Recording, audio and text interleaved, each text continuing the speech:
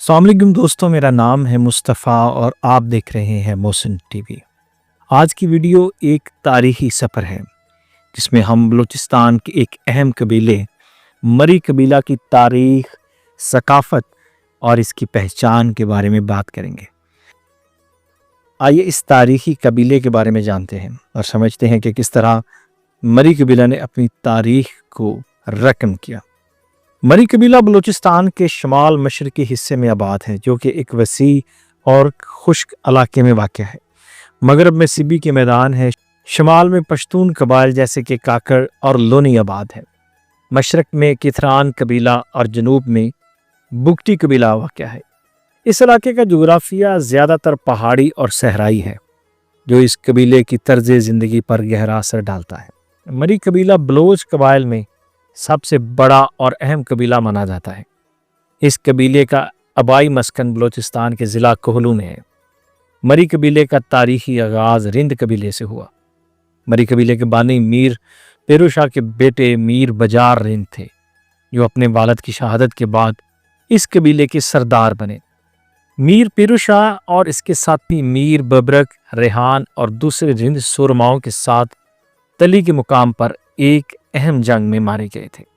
کچھ عرصہ تک مری قبیلہ بجارانی کے نام سے جانا جاتا تھا اور اس کی قیادت میر بجار رند کے ہاتھ میں تھی۔ مری قبیلہ اور دوسرے بلوچ گروہ کے درمیان اختلافات کی وجہ سے مری قبیلہ نے اپنے آبائی علاقے سبی پر حملہ کیا۔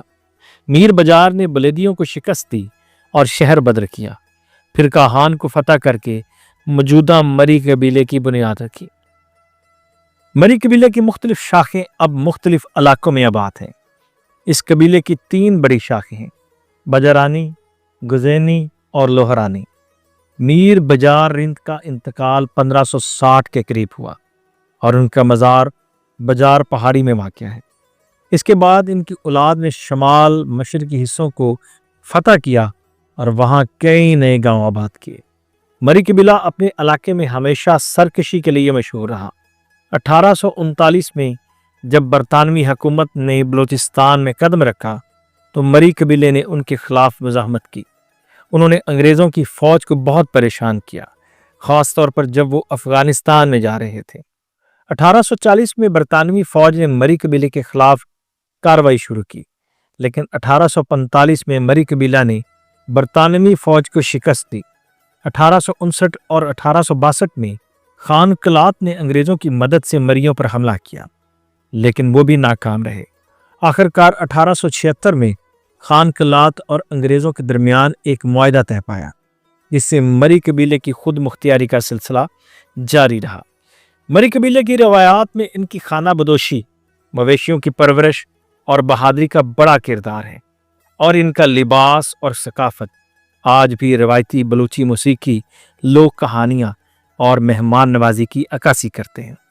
مری قبیلے کے مشہور سرداروں میں نواب خیر بخش مری اور میر بجار رند شامل ہیں۔ ان سرداروں نے اپنے قبیلے کے حقوق اور آزادی کے لیے بہت سی قربانیاں دی۔ تو یہ تھی مری قبیلے کی تاریخی پہچان اور اس کی جدوجہد اور اس کی ثقافت کی مختصر جھلکی۔ اگر آپ کو یہ ویڈیو پسند آئی تو برائے کرم ہمارے چینل محسن ٹی وی کو سبسکرائب کریں اور اس ویڈیو کو اپنے دوستوں کے ساتھ شیئر کریں۔ اللہ ہمیں اپنی حفظ و امان میں رکھے۔ جزاک اللہ۔ اللہ حافظ۔